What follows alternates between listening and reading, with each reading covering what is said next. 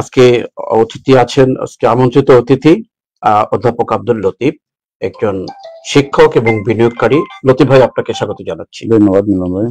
প্রিয় দর্শক, অনুষ্ঠানটি আজকে যার সৌজন্য হচ্ছে লতিফিয়া হোমিও কমপ্লেক্স, ৭১ স্বপ্নিল মির্জা জাঙ্গাল সিলেট এর প্রতিষ্ঠাতা ডাক্তার আইবুর রহমানকে কৃতজ্ঞতা জানিয়ে অনুষ্ঠান শুরু করছি। আইবুর রহমানের এই চেম্বারে কঠিন, পুরাতন এবং জটিল কঠিন রোগ, এমনকি মরণবাদী ক্যান্সারের চিকিৎসা দেওয়া হয়। এছাড়া বিশেষ করে মেয়েদের বন্ধ্যত্ব দূরী করে নিয়ে দারুণ চিকিৎসা এখানে দেওয়া হয় বলে আমরা জেনেছি। আমরা আইবুর রহমানকে কৃতজ্ঞতা জানিয়ে অনুষ্ঠান শেষ করছি। আর অনুষ্ঠান পরিকল্পনা হচ্ছে শেখ নুরুল ইসলাম। প্রিয় দর্শক, প্রতিদিনের নাই, আজকেও 3টি পত্রিকা এসছে সিলটিভির স্টুডিওতে। জাতীয় পত্রিকা কালের কণ্ঠ, সিলেটের স্থানীয় দৈনিক কাজীর বাজার, দৈনিক কাজীর বাজার, দৈনিক উত্তর পূর্ব, 3টি পত্রিকা নিয়েই আমরা শিরোনাম পড়ব। আমি শিরোনাম পড়বো এবং অতিথি বিশ্লেষণ করবেন পত্রিকার খবরগুলো। প্রথমে নিচ্ছি যথারীতি জাতীয় পত্রিকা। আজ বৃহস্পতিবার 4 নভেম্বর 2025, 19 অগ্রহায়ণ 1432, 12ই জমাদিউস সানি 1447 হিজরি। দিন তারিখটি জানিয়ে দিই, আজকে শিরোনাম পড়া শুরু করছি। সীমান্ত পথে ঢোকে ছড়াই ট্রেনে, দেশ জুড়ে মাদকের ভয়ঙ্কর আগ্রাসন। খবরের কিছু বিশেষ দিক তুলে ধরা হয়েছে এখানে। বাহকদের কেউ সাজে রোগী, কেউ গর্ভবতী।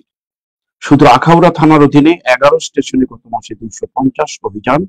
চট্টগ্রাম, কক্সবাজার, সিলেট, বেনাপোল, আশুগঞ্জ বিভিন্ন স্টেশনে মিলছে পাচারকারী। আরো মাদকের খবর। মাদক মামলায় বন্দীদের জন্য আলাদা কারাগার হচ্ছে। 68 জেলে 78,000 বন্দীর 20,000ই মাদক মামলার আসামি। ফেনীতে চলছে পরীক্ষামূলক প্রকল্প। 7 বিভাগে হচ্ছে নিরাময় কেন্দ্র। আরো একটি খবর, গত মাস থেকেই আমরা ধারাবাহিক পাচ্ছি পত্রিকায় খালেদা জিয়ার খবর। দেশনেত্রী খালেদা জিয়া, বাংলাদেশের তিনবারের প্রধানমন্ত্রী খালেদা জিয়ার অবস্থা অপরিবর্তিত। খালেদা জিয়ার স্বাস্থ্যের খোঁজ নিতে এভার কেয়ার হাসপাতালে ডক্টর ইউনূস। কাজ শুরু করেছে যুক্তরাজ্যের মেডিকেল টিম। চীন থেকে আসছে আরো একটি মেডিকেল টিম। নিরাপত্তায় হেলিকপ্টার ওঠানামা করবে, বিভ্রান্ত না হতে অনুরোধ। বিজয়ের মাস ৭১-এর এই দিনে 4 ডিসেম্বর মুক্তিবাহিনী ও মিত্রবাহিনীর অগ্রযাত্রায় পিছু হটে পাকিস্তান বাহিনী। 1971-এর খবর এটা। অনেক ঝুঁকির চক্রে অর্থনীতি পুনরুদ্ধার যদি কিন্তুর উপর। ডিআইজির ইকোনমিক আপডেট। বেসরকারি ঋণ প্রবৃদ্ধি 6.29%। 4 বছরের মধ্যে সর্বনিম্ন। ব্যাংক ঋণে সরকারি নির্ভরতা বাড়ছে। রেমিট্যান্স স্বস্তি থাকলেও রপ্তানি আয়ে অস্থিরতা। আর একটি দুঃখজনক খবর, কয়েকদিন থেকে আমরা পত্রিকা দিচ্ছি, বার্ষিক পরীক্ষা বর্জন করছেন 3.5 লাখ সহকারী শিক্ষক। সরকারি প্রাথমিক বিদ্যালয়ে মন্ত্রণালয়ের হুঁশিয়ারিতেও শাটডাউন চালিয়ে যাওয়ার ঘোষণা। জাতীয় সংসদ নির্বাচনের সব ধরনের কার্যক্রম স্থগিত চেয়ে রিট। ত্রয়োদশ জাতীয় সংসদ নির্বাচন আয়োজনের সব ধরনের কার্যক্রম স্থগিত চেয়ে হাইকোর্টে রিট করেছে নিবন্ধিত রাজনৈতিক দল বাংলাদেশ কংগ্রেস। এই ছিল মোটামুটি কালের কণ্ঠের প্রথম পৃষ্ঠার শিরোনাম। কালের কণ্ঠ শেষ পৃষ্ঠা পড়ে শোনাচ্ছি। কৃষি কর্মকর্তা ও সরবরাহকারী লুটপাটে কৃষকের ভূমিকা, ভর্তুকি বন্ধ। ঠাকুরগাঁ রানী সংকৈল, সার না পেয়ে কৃষি কর্মকর্তার কৃষকদের মারধর, ভাঙলো দাঁত। মুভমেন্ট ডিসঅর্ডারের আধুনিক চিকিৎসা দেশেই রয়েছে। ইসি সানাউল্লাহ, মক ভোটিং এ ব্যালট পড়ে 2 ভোট দিতে ভোট প্রতি সময় লেগেছে 7-8 মিনিট। 2 ভোট বলতে গণভোট একটা আছে, আর হচ্ছে জাতীয় নির্বাচনের ভোট। এই দুটা ভোট দিতে 7 থেকে 8 মিনিট সময় লাগবে। একটি মক ভোটের প্রচার অভিযানে, প্রচার না, মক ভোটের যে একটা প্রস্তুতিমূলক যেটা করেছিল সেখানে এই সময়টুকু নির্ধারণ করা হয়েছে। এই সময়ের মধ্যে ভোট দিয়েছে তারা। ঈশ্বরদীতে 8 কুকুরছানার হত্যাকারী সেই নারী গ্রেপ্তার। এটা ব্যতিক্রম করে, কুকুরছানাকে হত্যা করার পরেও তাকে গ্রেপ্তার করা হয়েছে। পদখালিতে বাহারি ফুলের রাজ্য। প্রতিদিনই প্রায় প্রকৃতির উপর কিছু আমরা দেখি। প্রকৃতি কিন্তু এটা এখন কৃষি সম্পদ হিসাবে কিন্তু প্রকৃতির এই ফুল টুল ইত্যাদি চাষ এখন হচ্ছে। তো একটা পদখালি একটি জায়গা, মৌসুমের শুরুতেই যশোরের পদখালিতে দেশের বৃহত্তম ফুলের বাজার ভরে উঠে গেছে নানা রঙের ফুলে, তার ছবি সহ আসছে খবরটি। অর্থনীতিতে কিন্তু একটা বিশাল অবদান রাখছে এই ফুল। কৃষক লাভবান, ভোক্তার সুফল নেই। পেঁয়াজ আমদানি পেঁয়াজে আমদানি নির্ভরতা কমেছে। এবার রেকর্ড উৎপাদন, তলানিতে আমদানি। এবছর ভারত থেকে 12,900 টন পেঁয়াজ আমদানি হয়েছে। বাণিজ্য উপদেষ্টা, রমজান সামনে রেখে নিত্যপণ্য সরবরাহের প্রস্তুতি সন্তোষজনক। আরো রাজনৈতিক খবর, নির্বাচনকে কেন্দ্র করে 8 দলের সমাবেশে চরমোনাইয়ের ভিড়। পুরনো বউ নতুন শাড়ির দিন শেষ, তার অনুষ্ঠানে তার বক্তব্য আসছে, এটা রাজনৈতিক বক্তব্য। চট্টগ্রামে বন্দর রক্ষায় আন্দোলন জোরদার। দেশের অন্যতম বন্দর চট্টগ্রাম, বন্দর রক্ষা পরিষদের উদ্যোগে অবরোধ চট্টগ্রাম বন্দর, কর্মচারীদের 3 ঘন্টা কলম বিরতি। টিইউসির লাল পতাকা মিছিল অনুষ্ঠিত। কুমিল্লায় এসিল্যান্ডের গাড়ির চাপায় শিশু নিহত। 4 জেলায় সড়ক দুর্ঘটনায় প্রাণ গেল 5 জনের। এই দুঃখজনক খবরটা পড়েই শেষ করতে হলো আজকের পত্রিকার শিরোনাম। কালের কণ্ঠর বিশ্লেষণের জন্য আমি আবার আসছি আজকের অতিথির কাছে। থ্যাংক ইউ মিলন ভাই। দেখেন সংবাদের মধ্যে লিড নিউজ হচ্ছে সীমান্ত পথে ঢুকে ছড়ায় ট্রেনে।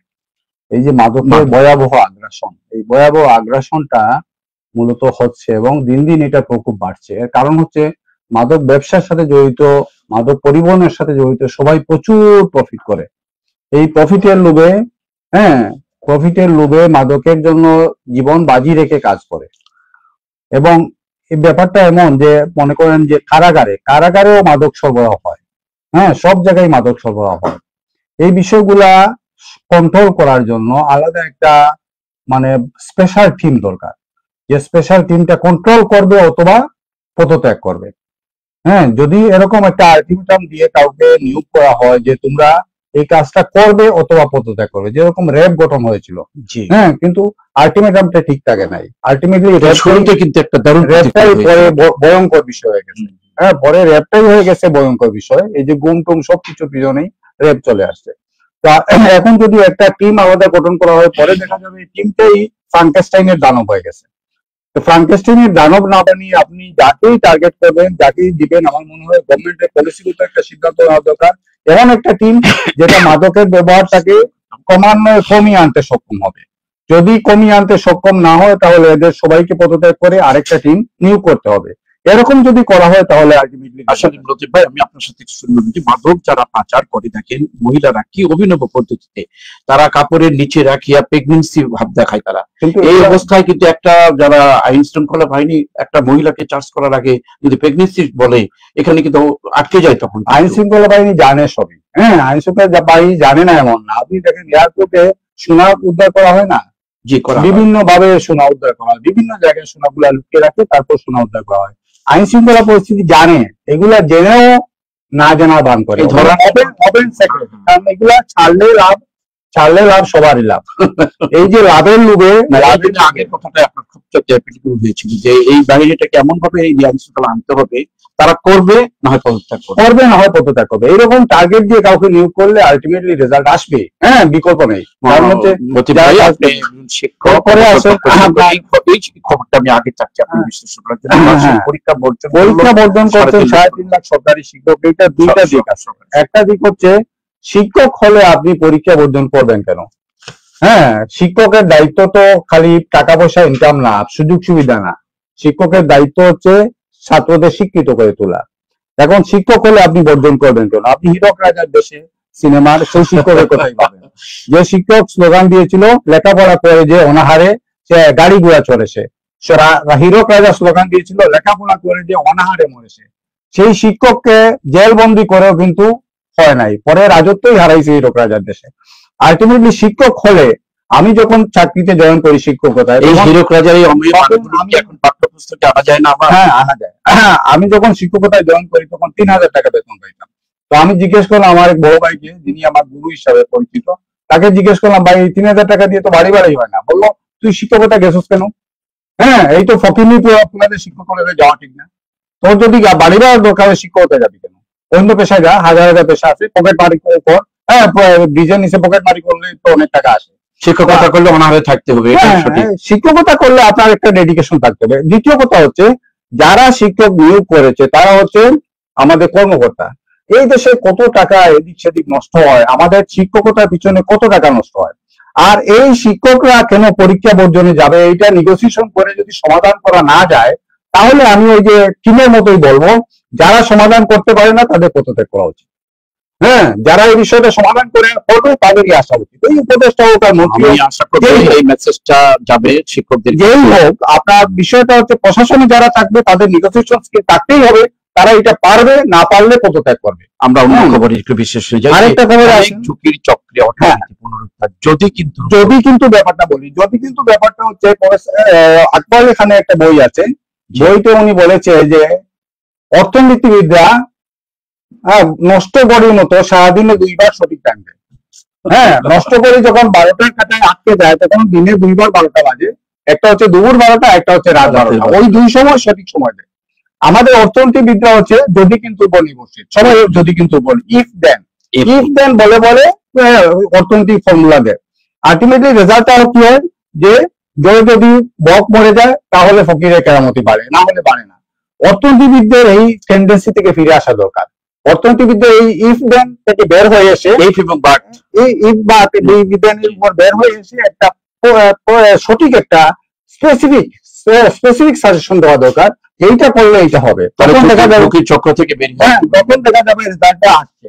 এখন আমাদের যেটা সমস্যা হচ্ছে অর্থনৈতিক ক্ষেত্রে যে প্রবলেম গুলো হয়েছে, আসলে এইরকম একটা সমস্যার পরে 5ই আগস্টের এইরকম একটা সমস্যার পরে অর্থনীতি যাদের হাতে ছিল, যাদের হাতে টাকা পয়সা ছিল, যাদের হাতে ব্যাংক ছিল, সবাই পলাতক, সবার প্রতিষ্ঠান বন্ধ হওয়া প্রায়।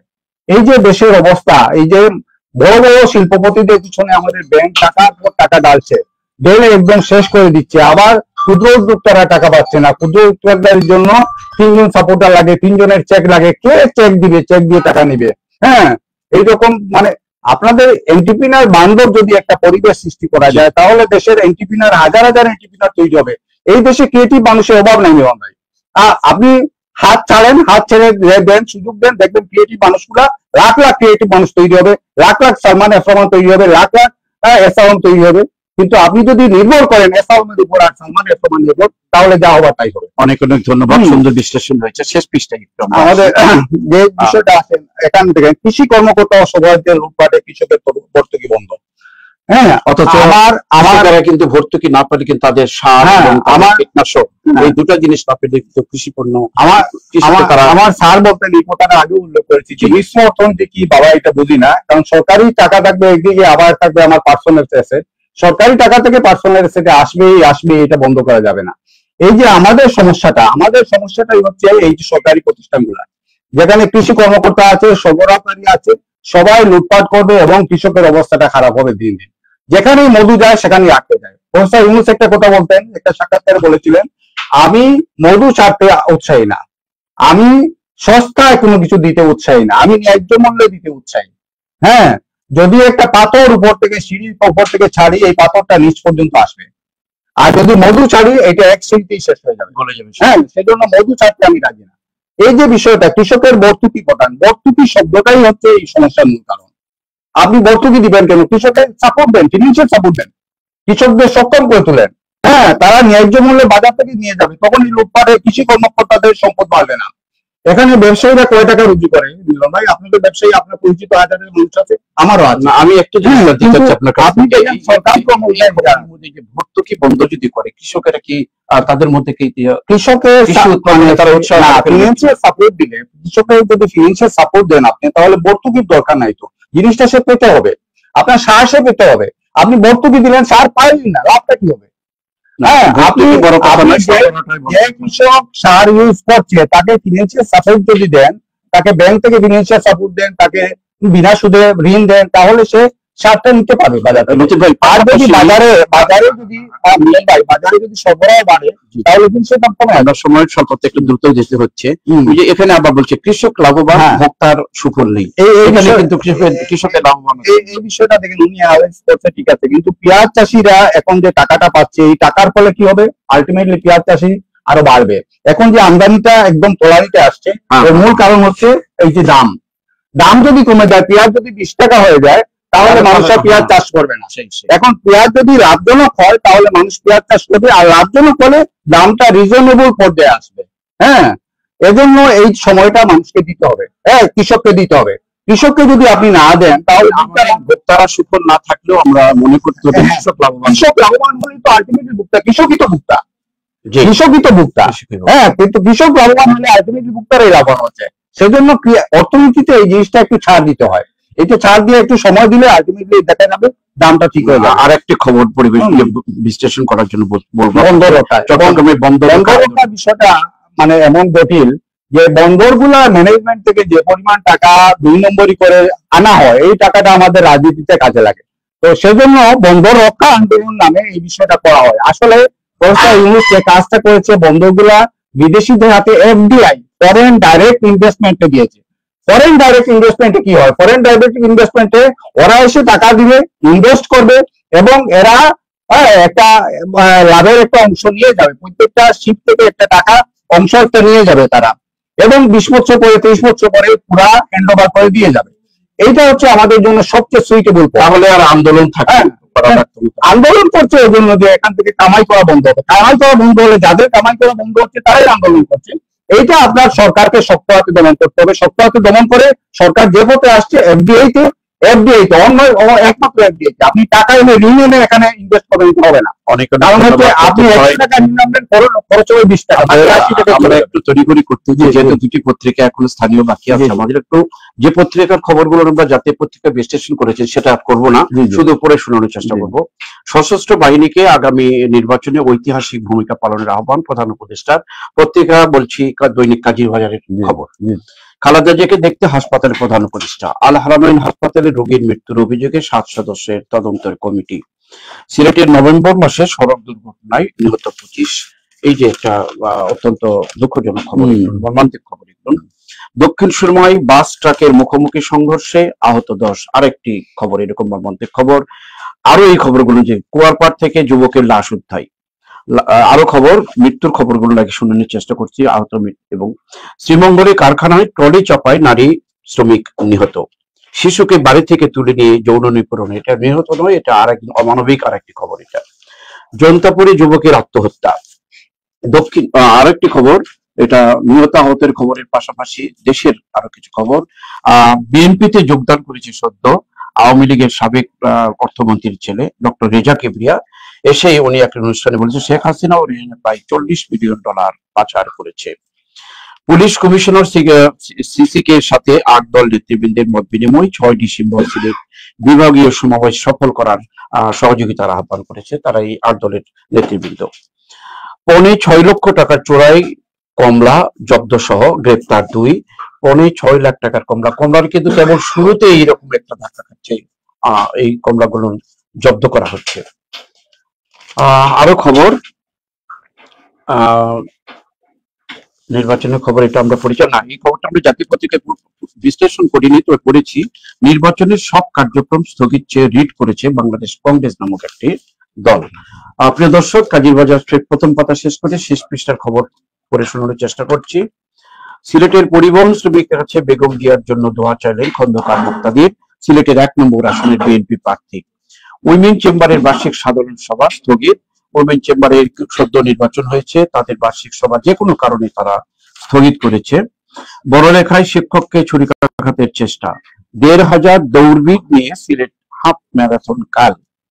মসজিদ মাদ্রাসায় গিয়ে খালেদা জিয়ার সুস্থতার দোয়া চাচ্ছেন এম.এ. মালিক, দক্ষিণ সুরমার প্রার্থী বিএনপি। 10ম গ্রেড বাস্তবায়নের দাবিতে সিলেট মেডিকেল টেকনোলজিস্ট ও ফার্মাসিস্টদের কর্মবিরতি। এই আন্দোলনগুলো সবসময় হয়ে থাকে, কিন্তু এই ধর্মঘট করুন তবুও হাতাহাতি না করে একটা আন্দোলন এইভাবে হোক, আমাদের প্রত্যাশা। আন্তর্জাতিক প্রতিবন্ধী দিবসে ওসমানী মেডিকেল কলেজে দিনব্যাপী কর্মসূচি। আর একটি খবর পড়েই আমি আপনার কাছে আসছি। সিলেটে তারুণ্য নির্ভর নতুন বাংলাদেশ গঠনে আলোচনা সভা। এই ছিল দৈনিক কাজের অনেক খবর আছে, বিশেষ করে প্রথম পাতায় কিছু আল হারামাইন হাসপাতালে রোগী মৃত্যুর অভিযোগে 7 সদস্যের তদন্ত কমিটি। একটা হাসপাতালে রোগী মৃত্যু হওয়ার পরে তদন্ত কমিটি, এটা বিষয়টা পোস্টমর্টেম রিপোর্ট। হ্যাঁ, এই তদন্ত রিপোর্ট দিয়ে ওই রুগীকে আর ফিরিয়ে আনা যাবে না, আর কোনো লাভ হয় না। ফিরিয়ে আনা যাবে না। এখন হাসপাতালে আপনার কন্ট্রোলিং সিস্টেমের মধ্যে আমি যেটা বলে থাকি ফিড ফরওয়ার্ড কন্ট্রোল, কেন এটা হবে, কেন এই অবহেলা হবে? হাসপাতালে ঢুকলেই দেখা যায় প্রচুর অবহেলার নার্স গুলা যেন বাধ্য হয়ে কাজ করছে, ডাক্তার গুলা যেন বাধ্য হয়ে কাজ করছে, কারোর মধ্যে কোনো এনথুজিয়াজম নাই, কারোর মধ্যে কোনো স্পিড নাই। হ্যাঁ, মূলত নার্সের দায়িত্ব এবং কমার্শিয়াল চিন্তাটা এখানে বেশি। নার্সের দায়িত্ব। আপনি সরকারি হাসপাতালে যান আর বেসরকারি হাসপাতালে যান, একই অবস্থা। এজন্য নচিকেতা গান গেছিল, হাসপাতালে বেডে টিবি রোগীর সাথে খেলা করে শুয়োরের বাচ্চা সারে জাহাজে আইতা। হ্যাঁ, এই হাসপাতালগুলোতে শুনতে খারাপ লাগে কিন্তু যথার্থ। কিন্তু হ্যাঁ, হাসপাতালে গেলে এই গানটা যথার্থ মনে হয় যে রোগীর সাথে খেলা করে সব শুয়োরের বাচ্চাগুলা। হ্যাঁ, এই যে ডাক্তারগুলোর মধ্যে স্পিড, যে মানবিক স্পিড, আমি যে কিছু করে আমার জীবনটাকে, ভাই আপনার জীবন তো যে কোনো মুহূর্তে শেষ হয়ে যাবে। আপনি যদি মানুষের জন্য কিছু করে যান আখেরাতে পাবেন, আর যদি না করে যান তাহলে আখেরাতে পাবেন না। কালকে আমি একজন ডাক্তারের কাছে গেলাম, ডাক্তার আমার মাকে বিদায় করার পরে বাসায় আসছি, আরেকটা ওষুধ মানে হোয়াটসঅ্যাপে দিয়ে দিছে, ভাই এই ওষুধটা ভুল করে ফেলছি, এই ওষুধটা দেন। এত মানবিক অন্য ওষুধের বিজ্ঞাপন বলে মনে হচ্ছে না, না মানবিক একজন ডাক্তার, এত মানবিক ডাক্তার যে আচ্ছা এরকম মানে মাত্র 500 টাকা দিন 1 ঘন্টা কনসালটেশন করে। আসলে লতিফ ভাই আমি একটু বলি, ডাক্তারেরা তো আসলে মানবিক হয়ে কাজ করবে, এই জন্য এই তথ্য নিয়েই তো মেডিকেল সায়েন্সে লেখাপড়া। এই দেখেন বিষয়টা কেন এগুলো হচ্ছে, হ্যাঁ কেন হচ্ছে এটা বিষয়টা হচ্ছে আমাদের যে নৌকাটা, এই নৌকাটা উদ্ভট উঠে পিঠে চলেছে দেশ। এই আমাদের দেশটা চলছে একটা উদ্ভট উঠে পিঠে, সবাই খালি টাকা বা ইনকামের জন্য ব্যস্ত। ডাক্তারদের কাছে যান, সেকেন্ডের মধ্যে প্রেসক্রিপশন দেওয়া দেখবে, কি দেখে না দেখে তার কোনো ঠিক নাই, টাকাটা নিয়ে চলে যায়। হ্যাঁ, রুগী নিয়ে কোনো চিন্তা করে না। শেখ হাসিনা এবং রেহানা প্রায় $40 মিলিয়ন পাচার করছে। এইটা আমি শেখ হাসিনা আর রেহানার বিষয় বলছি না, আমাদের রাজনীতির চরিত্রটাই হচ্ছে মিঠু চক্রবর্তী একটা গান গেছিল অন্যায় অবিচার ছবিতে, এই গানটা আমার মনে পড়ে, সেটাই যে সিংহাসনে বসে কুকুর চাটে জুতার চামড়া। এই কুকুরগুলো আসলে জুতার চামড়াই চাটে, কারণ নেতৃত্ব দিয়ে আল্লাহ তাআলা মানুষকে দুনিয়া এবং আখিরাতে সম্মানিত করেছেন।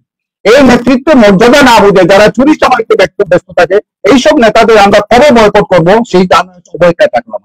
আমরা পুরা জাতি অপেক্ষায় থাকলাম, পুরা জাতি এইসব নেতাদের, যাদের চরিত্র আমাদের কাছে পরিষ্কার, যারা লুটপাট ছাড়া কিছুই বুঝে না, এদেরকে কবে কিভাবে আমরা বয়কট করবো? এই বয়কটের সময় এখন আসছে, আমাদের এই ডাকে সাড়া দিতে হবে। আমাদের এইসব নেতাকে চোর চামার টাকা কিন্তু জনগণেরই কিন্তু কাজ করতে হবে, সব নেতৃত্বকে যদি আমরা না আনতে পারি আমাদের জনগণকে কাজ করতে হবে, কারণ জনগণকে কাজ না করলে এটা হবে না। এবং এখন আসছে এই সময় আমাদের নেতা বলতে অগ্রসর হবে, যেহেতু আরো কিছু খবর আছে সিলেটের তারুণ্য নির্ভর নতুন বাংলাদেশ গঠন নিয়ে আলোচনা সভা হোক। আলোচনা সভা যদি বাস্তবায়ন না হয়, যেটা আলটিমেটলি লাভ হয় না। এখানে দেখেন আরেকটা নিউজ, 10ম বেড বাস্তবায়ন সিলেট টেকনোলজি ভাই, টেকনোলজিস্ট ফার্মাসিস্টটা রোগীর সাথে কিভাবে জড়িত, কত অদ্ভুত ভাবে জড়িত। আপনারা কর্মবিরতি করলেন, এই রোগীদের কি হবে?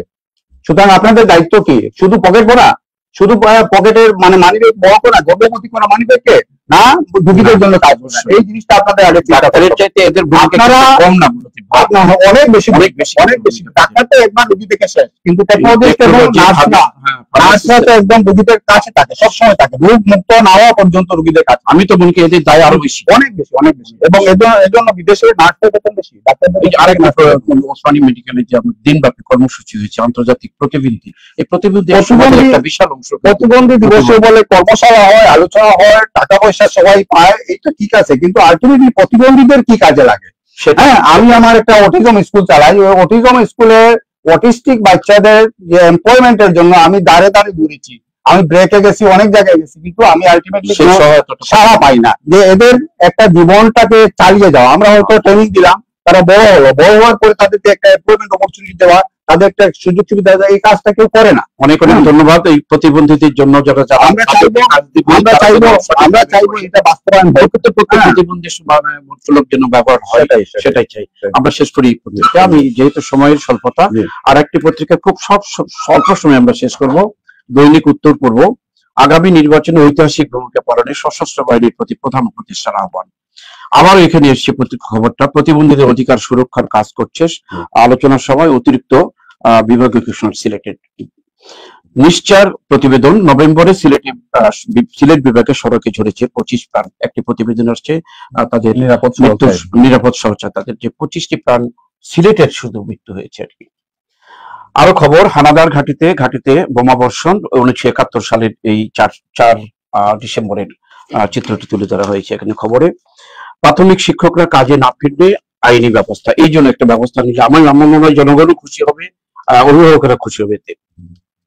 নগরে জামাতের প্রচার ও মিছিল, গণসংযোগ নির্বাচনকে সামনে রেখে প্রত্যেকটি দলে করছে, জামাতও করেছে কালকে গণসংযোগ। পুলিশ কমিশন ও সিসিকের সঙ্গে 8 দল নেতাদের মত বিনিময়, তাদের সভাকে সুন্দর সাফল্য করার জন্য পুলিশের সহযোগিতা চাচ্ছে। মৌলভীবাজারে হারিয়ে যাওয়া কফি ফেরার আশা, কফি চাষ যেটা আর কি, ফেরার আশা একটা উদ্ভাবনা। আমরা যারা ফেরাচ্ছে তাদেরকে আমরা তাদের আগ্রহকে অভিনন্দন জানাচ্ছি।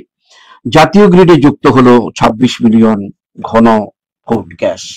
এই গ্যাসগুলো জাতীয় গ্রিডে আসুক, তবে সিলেট থেকে যেহেতু গ্যাস উৎপাদন, সিলেটের মানুষেরা যেন বঞ্চিত না হয় সেই আশাটুকু আমরা করতেই পারি। শেষ পৃষ্ঠায় পড়ে শোনাচ্ছি। প্রিয় দর্শক, উত্তর পূর্বের শেষ পৃষ্ঠায় বেশ কিছু খবর আছে, ওই এটাই প্রতিবেদন ছবি সহ আসছে। 1500 দৌড়বিদ নিয়ে সিলেট হাফ ম্যারাথন শুক্রবার। সিলেট হাফ ম্যারাথন উপলক্ষে সংবাদ সম্মেলনে উপস্থিত আয়োজকের ছবি সহ খবরটি এসছে। আমরা জানতাম না এই নামটা, আমিও জানতাম না। দৌড়বিদ বলা হয় যারা দৌড়দৌড়ি করে, তারা কি দৌড়বিদ। আচ্ছা। বেগম খালেদা জিয়ার আমাদের প্রেরণার এম এ মালিক, বিএনপির প্রার্থী দক্ষিণ সুরমার, যে মুমূর্ষু অবস্থায় বেগমকে স্মরণ করতে যে কথাটি বলেছেন। নভেম্বরে 20টি মব সহিংসতায় 16 জনকে পিটিয়ে হত্যা। এই খবরগুলো আসলে অত্যন্ত নেতিবাচক খবর, এগুলো আমরা আর পড়তে চাই না। এখান থেকে আমাদের জাতির মুক্তি চাই আমরা। মেডিকেল কলেজ হাসপাতালে প্রতিবন্ধী দিবস পালিত, যেটা আমরা আগে অন্য পত্রিকায় পড়েছি। আর একটি সিলেটের সন্তানের সুখবর, এটা তাদেরকে অভিনন্দন জানাচ্ছি। MRCP ডিগ্রি অর্জন করলেন আবু তাহের। যুক্তরাজ্যের চিকিৎসা বিজ্ঞানের সর্বোচ্চ মর্যাদাপূর্ণ ডিগ্রিগুলোর একটি MRC ডিগ্রি লাভ করেছেন সিলেটের সন্তান ডাক্তার মোহাম্মদ আবু তাহের, তার প্রতি অভিনন্দন জানাচ্ছি। খবর আমাদের পড়ে শোনানোর সুযোগ আমাদের কম, অর্থাৎ সময় কম। বইমেলা সফলে কেমুসাসের র্যালি, এটা প্রতি বছর করে থাকে কেমুসাস। বই প্রেমিকদের জন্য একটি ভালো একটা দিক তুলে ধরার চেষ্টা করে তারা। প্রিয় দর্শক, আমরা খুব তাড়াতাড়ি শেষ করব, সময়ের স্বল্পতায় আজকে অগ্রসর হতে পারছি। লতিফ ভাই, বিশ্লেষণ যেটা জাতীয় পত্রিকায় হয়েছে, পজিটিভ নিউজ হচ্ছে যে 26 মিলিয়ন ঘনফুট গ্যাস যুক্ত হচ্ছে। আরেকটা পজিটিভ নিউজ হচ্ছে কফি চাষে মানুষ ফিরছে। হ্যাঁ, এটা পজিটিভ। আমাদের মানে দিন দিন নতুন নতুন আইটেম খুঁজতে হবে যেখানে ভ্যালু এডেড হয়, প্রচুর ভ্যালু এডেড হয়। প্রাথমিক শিক্ষকরা কাজে না ফিরলে আইনি ব্যবস্থা, এই আইনি ব্যবস্থার পাশাপাশি নেগোসিয়েশনের ব্যবস্থা করেন না কেন? আপনারা কথা বলে ওদেরকে নিবৃত্ত করেন। কথা বললে তো সমাধান হবে। প্রাথমিক শিক্ষকরা তো অমানব না, তাদের সাথে কথা বললে আপনি যে কোনো জিনিস বুঝাতে পারবেন। আইনি ব্যবস্থা কথা বলে সমাধান করেন। মব সহিংসতা, ষড়যন্ত্র, পিটিয়ে হত্যা, দেশের বিচার ব্যবস্থা যদি সঠিক না হয়, দেশে যদি ডেডিকেটেড পুলিশ বাহিনী না তৈরি হয়, তাহলে মব সন্ত্রাস হবে। মানুষ যখন মনে করবে একে পুলিশের দিয়ে লাভ নেই, তখন নিজে পিটিয়ে মারতে লাভ পাবে। তবে আইন শৃঙ্খলা এবং ডেডিকেটেড পুলিশ বাহিনী, ডেডিকেটেড পুলিশ বাহিনী করতে হবে, যারা ঘুষ খাবে না, টাকা খাবে না, আইনকে সুরক্ষা করবে এবং নিজের জীবনটাকে দেশের জন্য ডেডিকেটেড করবে। আমরা শেষ করব ইনশাআল্লাহ। আমি সুন্দর বিশ্লেষণ করেন আপনি, আপনাকে যদি আরো সময় দেওয়া যেত আরো কিছু বিশ্লেষণ সুন্দর। প্রিয় দর্শক, আমরা প্রতিদিনই 3টি পত্রিকা নিয়ে সিল টিভির এই অনুষ্ঠান করে থাকি, একটি জাতীয় পত্রিকা এবং 2টি স্থানীয় পত্রিকা। আজকে সময়ের স্বল্পতায় ব্যাপকভাবে আমাদের অতিথিকে সময় দিতে পারলাম না খবর বিশ্লেষণে। আমি প্রতিদিনই বলে থাকি যে সিলেটের তাজা খবরগুলো জানার জন্য সিলেটের 2টি স্থানীয় পত্রিকা আমাদের প্রতিদিন থাকে আমাদের স্টুডিওতে। প্রিয় দর্শক, আপনারা যারা সিলেটের বাইরে অর্থাৎ দেশের বাইরে থাকেন, সিল টিভির অনুষ্ঠানের মাধ্যমে 2টি পত্রিকার তাজা খবর দিয়ে সিলেটকে জানার সুযোগ হয় এবং দেশের খবর জানার জন্য একটি জাতীয় পত্রিকা আমাদের থাকে যথারীতি। এই খবরটুকু জানিয়েই এবং আজকের অনুষ্ঠানে আমাদেরকে সহযোগিতা করলো যে হোমিও কমপ্লেক্স, লতিফিয়া হোমিও কমপ্লেক্সকে আমাদের সিল টিভির পক্ষ থেকে আবারও কৃতজ্ঞতা জানিয়ে, এবং কালকে এই সময় আবার অনুষ্ঠান, কালকে শনিবারে অনুষ্ঠান দেখার জন্য আবারও আপনাদেরকে আমন্ত্রণ জানিয়ে আজকের অনুষ্ঠান শেষে ধন্যবাদ আমাদেরকে সাথে থাকার জন্য। প্রিয় দর্শক, আপনাদেরকে ধন্যবাদ, অতিথিকে ধন্যবাদ।